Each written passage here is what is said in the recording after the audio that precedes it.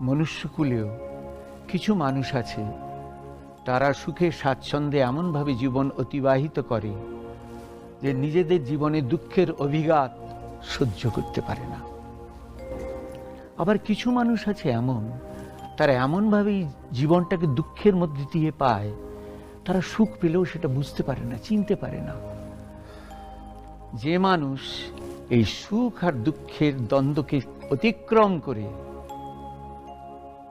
সেই চেতনায় জাগে, যে চেতনায় সমত্বের ফলে এই দুটোর কোনোটার দ্বারাই সে বশীভূত হয় না, সেই লাভ করে শাশ্বত শান্তি। ঋষিবর, আমরা কি করে সেই শান্তিময় জীবন লাভ করতে পারি? বৎস, মোহগ্রস্ত চেতনায় ওই জাগরণ সম্ভব নয়। এই মোহবন্ধন কাটতে হলে